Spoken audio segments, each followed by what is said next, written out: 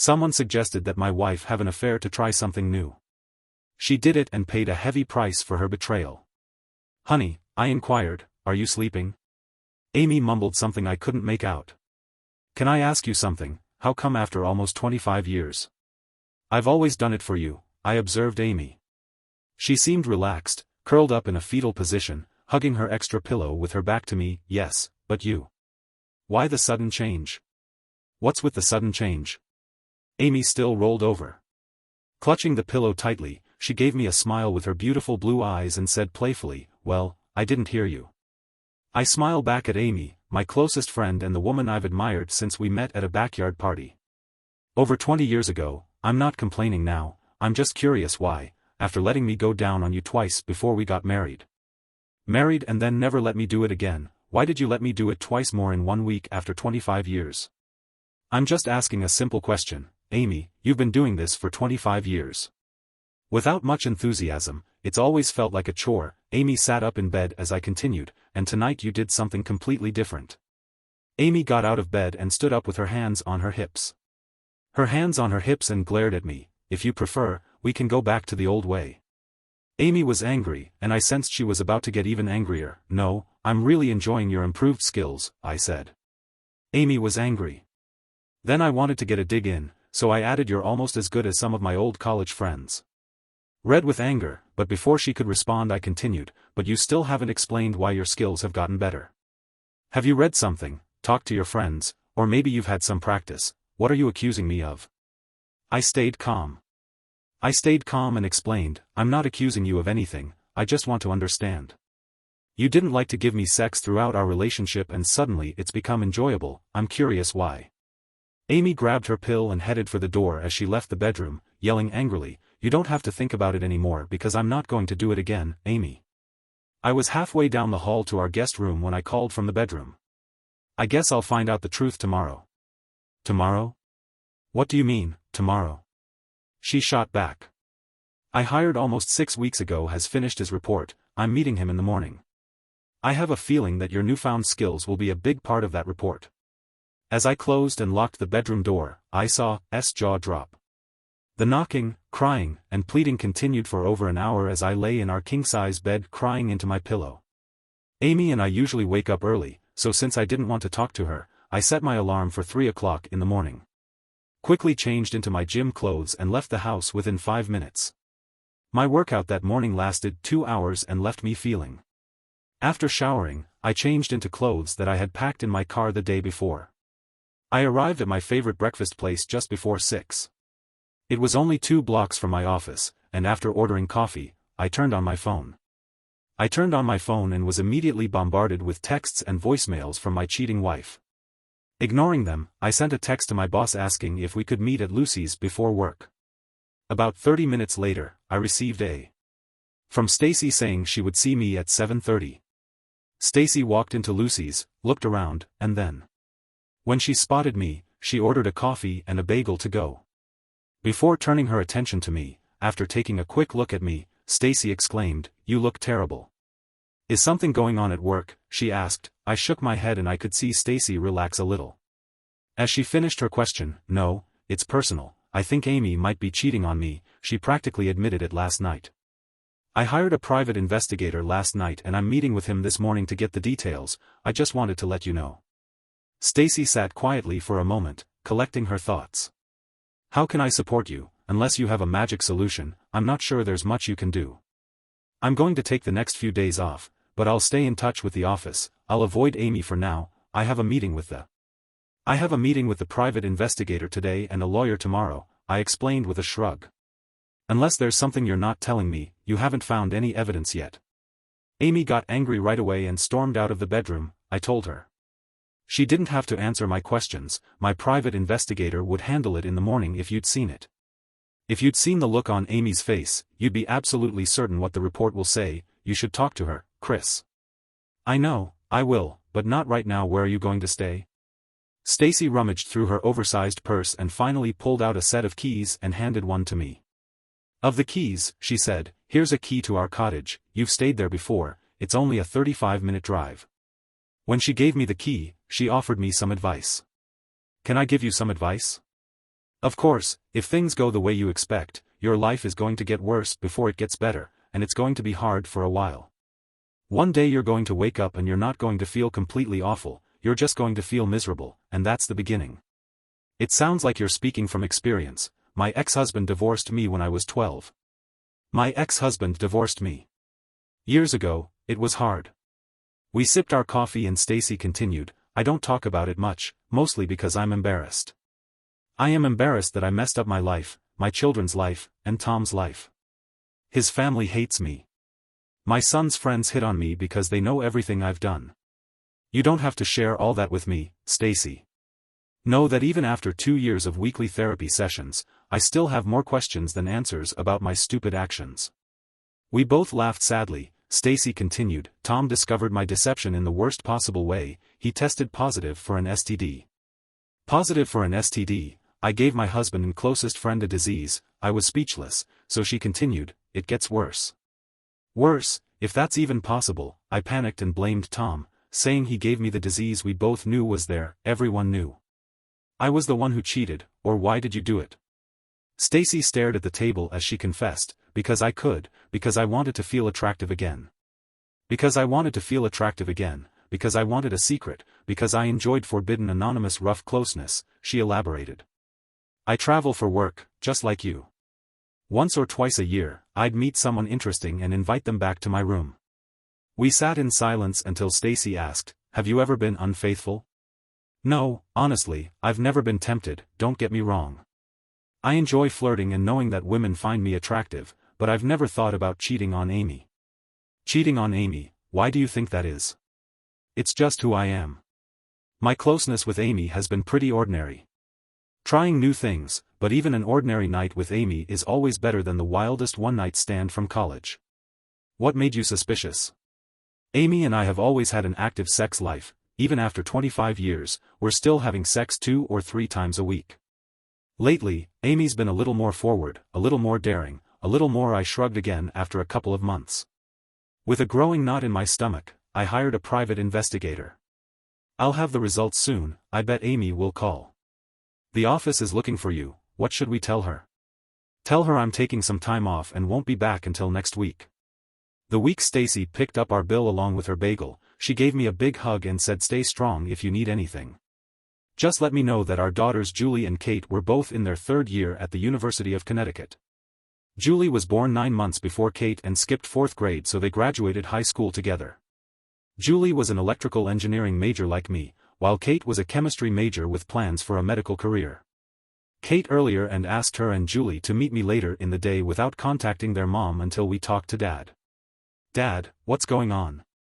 Mom's been calling like crazy and she must know we're avoiding her. I kissed Kate on the cheek and led them to a quiet spot in the Yukon Student Union. You don't look so good, Dad, Julie remarked. I chuckled, realizing that those were the same words my boss had said earlier. Yes, I've heard that before. Then it was Kate's turn. Just spit it out, Dad, we're worried about what's going to happen. But when the moment came, I couldn't find the words, and instead the tears I'd been holding back since meeting the private investigator broke out. Both girls jumped out of their seats and hugged me tightly to comfort me. Until I could compose myself, I hate to break this to you, but I'm going to file for divorce from Mom. I told them Julie started it, but Dad, are you her? Yes, honey, I'm sure I have proof, I assured her. Julie looked stunned and Kate started to cry. Then Julie spoke again, Dad, I need to see the proof. I know you wouldn't lie, but I need to see it sooner. I picked out one of the less offensive photos from the investigator's report and showed them a picture of their mother and Mike Brooks leaving a house. And Mike Brooks leaving a house their real estate company was selling. They were kissing on the porch as they looked at the picture together. Looking at the picture together, Julie began, Daddy, honey, I cut her off. I have photos, videos, texts, and emails, and I'm not going to show you any of it, but I've seen them. Are you really going to get a divorce, Mom? Kate asked, sobbing. At this point, I don't see any other choice. I know I haven't been a perfect husband or father, I admitted, waving away her objections. I continued, but I've always tried to do right by you. I've tried to do right by you. I've messed up sometimes, but I've never done it on purpose. I don't have anything left to give and it seems that Mom wants more. The girls listened intently as I spoke. I love your mom, not as much as I did 6 weeks ago when I first became suspicious, but I don't like her much. I can't trust her anymore, and I can't imagine ever trusting her again, and the worst part is that she's lost respect for me. She has belittled and humiliated me in the worst way and she doesn't care." A brief silence was broken by. Julie's phone rang. "We saw Mom on the screen, don't answer it," I told Julie. Before I could speak, Julie grabbed her phone and angrily replied, "Sorry, Mom, but we're too busy comforting Dad, who is heartbroken." Amy's hysterical screams were audible as Julie ended the call when the phone rang again. When the phone rang again, Julie immediately hung up and Katie did the same. "I'm sorry you're stuck in the middle of this. Well, she's still your mom, she loves you, and you know it. Things might be tense between you and Mom for a while, but you still need to treat her with respect," as the girls started to do. "I'm not asking you to forgive her for what she did or the damage she caused, but we all have to find a way to move on." I looked at both of them and added, "She's your mother, flaws and all, just like you." After leaving the Yukon campus, I stopped at a burger joint for some food and a much-needed craft beer. Then I headed over to my parents' house, which I rarely visited unannounced. I sat in their driveway and collected my thoughts. I saw my parents' front door open and Dad stepped onto the front stoop. They watched me from a distance as I sat in my car. Gathering my courage, I got out of the car and began to walk toward them. As I walked toward them, Dad and I met halfway and he pulled me into a tight bear hug. All the strength I was trying to summon disappeared and I cried into Dad's shoulder without shame. Desperate calls from Amy let us know something was wrong. "We were expecting you tonight," after I explained Amy's affair with her co-worker to my parents. Mom asked, "Do you think counseling could help you deal with this?" Mom is always hopeful and she sees Amy almost like her own daughter. Tears welled up in her eyes as I shook my head and replied, "I don't want to see a therapist. I've treated Amy and the girls like royalty. I've done nothing wrong and I don't deserve the way Amy has treated me. But you've had so many good years together." With a sigh, I admitted, "You're right, Mom. I admitted you were right, Mom. Amy and Amy alone ruined it. This isn't a one-time mistake, this is a full-blown affair between two selfish married people. It was an affair between two selfish married people who only cared about themselves." Solution: I think I shocked her when I said, "Why would you want me to be miserable living with a lying, cheating person?" "Please, Chris," Mom begged, "don't use those words to describe Amy. I'm just trying to make a point, Mom. Amy has taken everything I have to offer, but it's not enough. She's hurt and disrespected me enough. Don't I deserve better? Cut your mom some slack. We're still trying to process this shock. You know we'll support whatever decision you make. And understand, if possible, we'd like to maintain a relationship with Amy and her family. It may not be as strong as it once was, but I hope Amy's actions haven't ruined that possibility," Dad finished. Mom's phone rang. She checked the screen and said it was A. After a moment of hesitation, Mom looked me in the eye. "I will not ignore Amy's calls, and I will not deceive her. I will never ask you to do that. He got here about 10 minutes ago and told us about your actions. I think he's staying here tonight." Amy, I'm sorry, Chris, Amy's coming over." "Don't worry about it, Mom, I'm leaving, I'll call you." Mom asked where you're staying. "She's got a cabin on Cooper Lake. She's letting me stay there for now. You'll have to talk to her eventually." Dad pointed out that I will, but I'll do it when I'm ready. "I'm ready, not when she wants me to be, I'm just not ready." "What are we going to say to Amy?" "Amy, if she shows up," Mom inquired, "I'll call her and tell her it's pointless to come over, tell her I'm not ready to talk. I trust you won't lie, but I hope you won't tell her where I'm staying, Mom." I went over and gave her a big hug. Dad joined in, and the Harrington family comforted each other. My parents quietly provided all the emotional support I needed after the divorce officially began. I went to my in-laws' house, but Amy's car wasn't there, so I parked. I parked and walked up to the front door. "It's really bad, isn't it?" were Frank Wilson's first words as he opened the door. "The front door, that's as bad as it gets." Frank stood in the doorway blocking my way and asked who cheated, did she or did she not? I nodded and Frank exclaimed, "Dang," then turned and walked into the kitchen and left. Eileen, Amy's mother, was sitting nervously at the kitchen table. She looked up as I entered and gestured to the coffee maker. "There's fresh coffee there," as I silently poured. I poured myself a cup. Frank got a bottle of Jack from a cupboard. We both sat down and Frank poured a generous amount of bourbon into his coffee. Sliding the bottle in my direction as I added some liquid courage to my cup. Frank asked, "Can I see?" I replied, I can show you the written report, but I won't show you the photos or the videos. When he cursed again and met his eyes, I continued, but Frank, I am begging you, please do not ask to see the photos. No father should ever have to see his daughter in those situations. It was painful to watch, but... Frank became visibly deflated in front of Eileen and Eileen interjected, is there any chance your marriage can be saved? Saved? I met with a lawyer this morning and he will have the paperwork ready to file with the court by early next week. On Wednesday, the lawyer will contact Amy on her cell phone and she can choose to pick up the paperwork at his office. I can't believe you're giving up on your marriage so easily, Eileen. I'm not giving up, Eileen. Amy made that decision when she chose to cheat on me, but it happened. Only once did I scream, and I took 3 deep breaths to calm myself. It wasn't just once, only Amy and her affair partner know how many times they've met. We sat in silence for a moment, but before I continued, this is your second marriage, just like mine. Both of your first marriages ended in infidelity, Frank quickly interjected, but those marriages were new. You've been married for 25 years, doesn't that count for something, love, trust and respect? Frank, you've said those words to me countless times, a marriage needs all 3, I don't trust Amy and she doesn't respect me. Respect me, Eileen asked, will you treat Amy fairly in the divorce? I have to follow the divorce laws, but I won't make it harder on Amy or our marriage. Amy or our family any harder than necessary. What about the girls? Frank asked. They know about the divorce and the reason they're upset with Amy, like everyone else. They'll understand, I promise. I hope you don't mind me asking, feel free to ask. I'm divorcing Amy, not you and Frank. I hope we can still have a friendship. Tears streamed down Eileen's face. Please talk to Amy, I will, I promise, but not today and probably not for a few days, but I will. Mary Beth Johnston has been friends with Amy for a long time. Mary Beth Johnston. But I've always been wary of Mary Beth and her husband, Phil, since we first met them. While they did not actively recruit others into their lifestyle, they were not secretive about it. In fact, they often shared stories about their activities over the years. And casual relationships made me uncomfortable, but I trusted my wife completely. Amy, yes, she messed up big time, but she's sorry, you need to move on and stop acting stupid if you want to mess around. That's how Mary Beth started the conversation when she sat down across from me at Dunkin' Donuts. Across from me at Dunkin' Donuts, I'm not going to do anything reckless, I promise.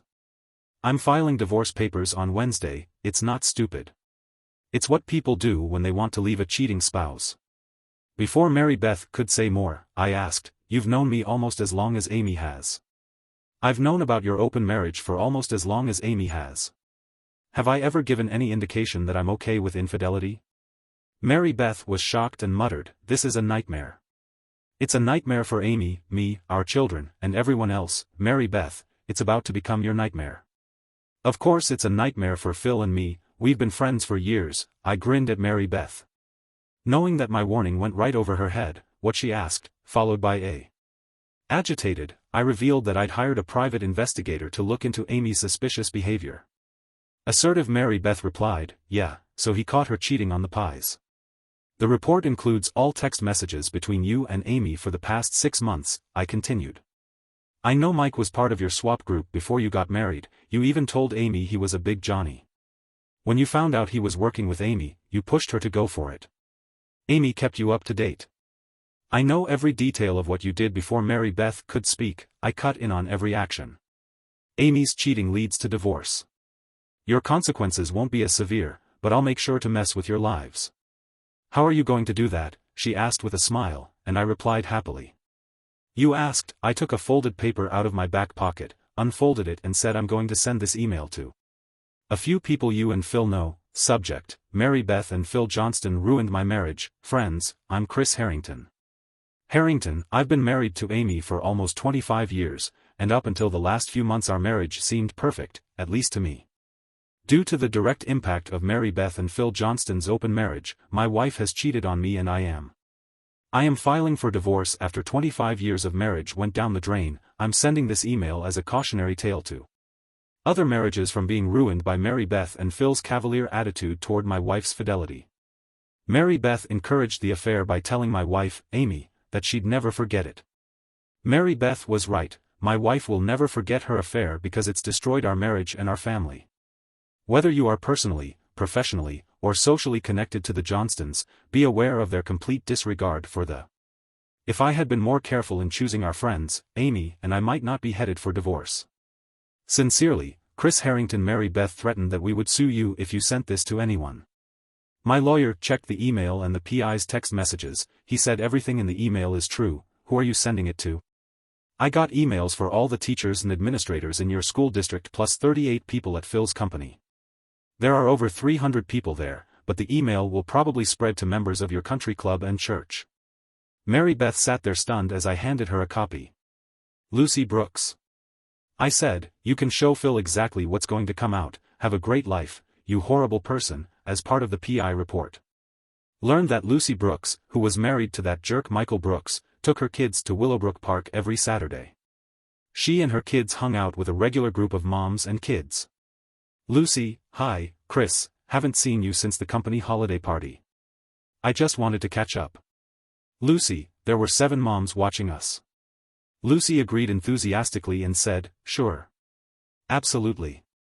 But soon she realized I wasn't sharing her cheerfulness.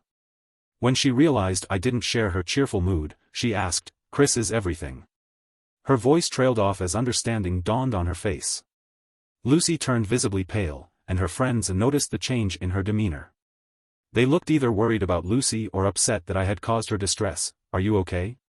Lucy didn't answer right away, only snapping out of her trance when another mother asked what was wrong. I'm fine, really. I think we should talk about this privately. A slender, attractive redhead stood up and shot angry looks between Lucy and me. Chris, this is my protective cousin Aggie. Aggie, this is Chris Harrington. He's married to someone who works with Mike. Aggie, how about Lucy and I go to the picnic table? Under the tree, I gestured to a nearby spot where we could have some privacy but still be close to each other. Lucy stared at the ground for a moment, tears silently streaming down her face as she rose to her feet, Aggie running to her side. Aggie's anger turned to sadness when she saw my own tears. Tears, I told Aggie, I'm not just bringing bad news, I'm in the middle of this mess with your cousin.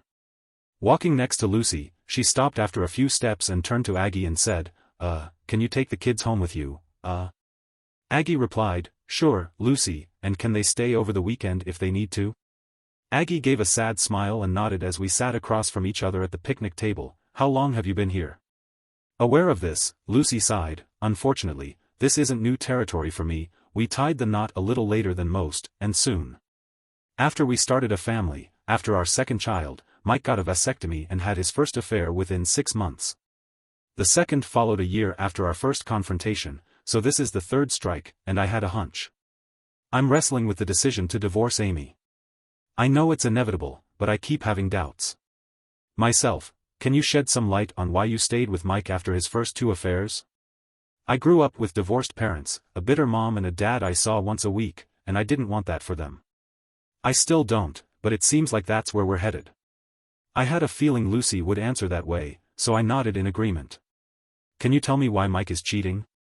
Can you tell me why Mike cheats? I asked, and Lucy nodded in agreement. I was pretty innocent when it came to intimacy. Mike was my lover and teacher. He set the rules and rewarded me for following them. I liked being his naughty partner, but only in a loving, faithful marriage, right? Do you have any proof? Lucy asked, handing her a thick envelope. I replied, I suggest you give this to your lawyer and avoid looking at it. Most of Mike and Amy's conversations are painful. What makes you suspicious of Amy? Luke inquired, and I chuckled and said it seems to be Mike. Larry Green. Like a loyal puppy, she's learned the tricks and shared them with me. I know it's a big ask, but could you drive me home so I can pack for a few days before I leave? Lucy replied, Mike will be there. I'm not worried about your lousy husband, I'm happy to take you home, I assured her. After everything was settled with Aggie, Lucy came back to me and we walked to my car. The drive to her house was quiet. Quiet. When we reached her street, she pointed to an SUV parked off to the side and told me to stop there and follow her. I parked next to the truck and watched as Lucy signaled to the driver, then she gestured ahead and told me. Her house was the white Colonial 5 doors down on the left, and as I pulled into the driveway, the SUV followed behind me. Mike was out in the front yard mowing the lawn. 2 women quickly got out of the SUV, flanked Lucy, and escorted her to the front door. Lucy to the front door, a tall man trailed behind the women and stood guard at the entrance after they went inside. Older man emerged from the SUV as I got out of my car, approached me with a handshake and introduced himself. I'm Larry Green, Lucy is my daughter. I leaned against the front of my car with my hands on the hood and watched as Mike approached. Chris Harrington, what's Lucy doing with you?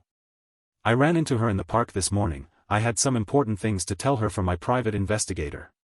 Before Mike could say anything, Larry jumped in. You scum, Mike, you've just lost the only good part of your sorry life. This is all garbage, Mike yelled, then ran for the front door, yelling, stay out of my way, Georgie. I thought Georgie was the big guy sitting on the steps. He didn't move until Mike tried to get past him, then he got up quickly. Larry gave me a quizzical look. It looked like Mike had slipped. Slipped, I said. Larry nodded. Yes, he did. Mike struggled to get up. He turned to me and yelled, it's all your wife's fault, she's been after me, everybody.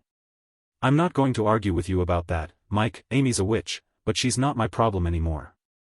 I chuckled sadly, trying to hide my emotions, just as Larry put his hand on my shoulder, giving me a boost.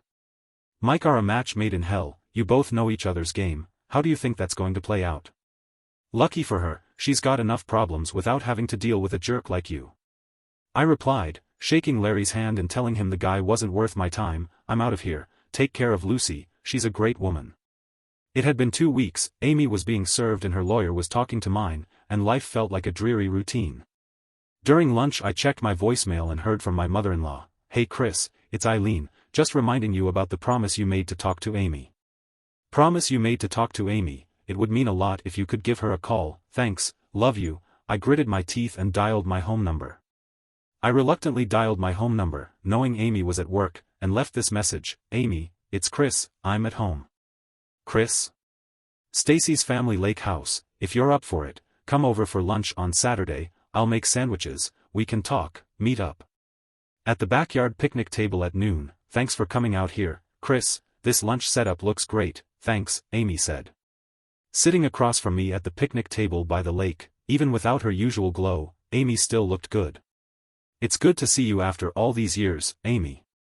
I appreciate you making the drive, I replied. So serene here, I agree.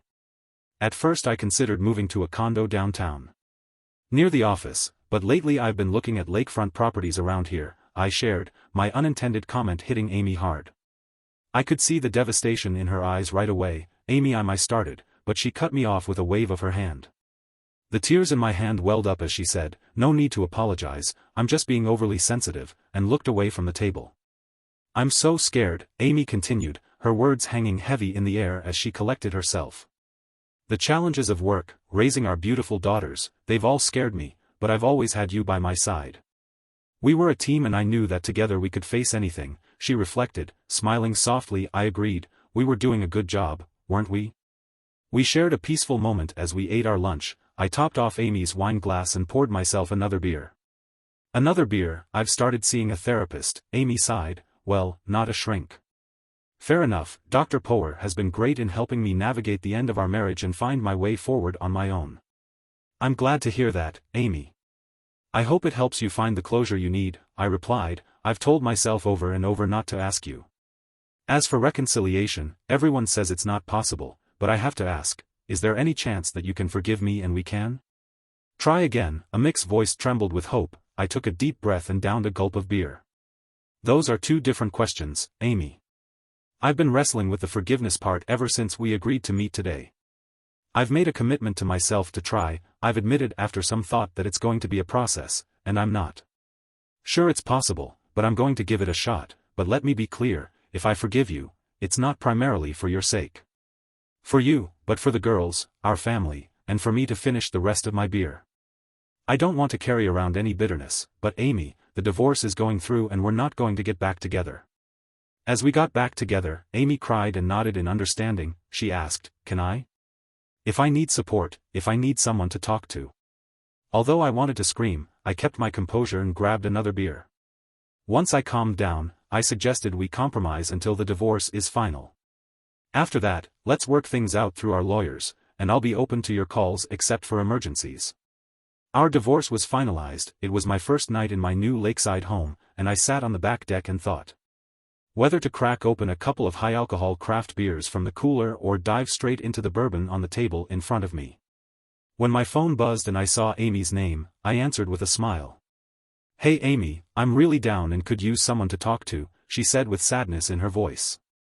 5 years later, things were looking up. I looked up one morning and noticed the sky seemed bluer and the birds sounded more cheerful. Life was improving. She moved to our corporate headquarters in Dallas, where she's now the former vice president of sales and marketing. Although she remains single, she's seen her children grow up after a glass or two of wine, and she admits to enjoying the occasional thrill of a one-night stand. Julie graduated from college with honors and now works as an engineer for a West Coast defense contractor. She's in a fairly serious relationship and is pursuing her master's degree part-time. When Amy and I chat with US Weekly, we affectionately refer to Kate as the mole for her lack of a social life. After college, she worked for a pharmaceutical company for a few years before going to Johns Hopkins. They're both devoted to their studies, while I reach out to Kate on a weekly basis. She rarely initiates contact, preferring to focus on her studies. My parents are surprisingly healthy for their age. They still live in Hartford, Connecticut, but have escaped the harsh winters by spending time in a small condo in Clearwater, Florida. While Mom enjoys monthly lunches with Amy, Dad rarely attends. Frank and Eileen are also doing well, despite minor health concerns. They take turns hosting weekly dinners with my parents, maintaining close ties. Phil moved to the Midwest a year after our divorce, with Mike following 6 months later. Good riddance to them all. Lucy and her children are thriving, and although it took her a while to start dating again, she was quite popular with eligible suitors. She finally found Mr. Right and they recently celebrated their first anniversary. Judging by their constant smiles, they still feel like newlyweds. Amy also seems content, and while her relationship with Kate remains strained, her other relationships have healed. She's been seeing a man for the past 6 months, and the last time we spoke, she mentioned that he might be the one. Hoping for her happiness, as things are going smoothly for me, I stepped in. Stacy's role as division president after she moved to Dallas, my responsibilities are manageable and on track. 2 years post. I ran into an old friend, Lucy's cousin Aggie, at a mutual friend's daughter's graduation party. Later, as the older crowd was leaving, Aggie pulled me aside and said, "How are you?" over lunch. Most days, Aggie would show up at my office and lock the door behind her, would quickly finish a call and join her on the couch as a man in his early 40s. As a man in his first 50 seconds, my skills aren't what they used to be. While I may have been more energetic in the past, I can only offer a few drops now. Sadly, the days of intense passion are behind me. Luckily Aggie doesn't seem to mind.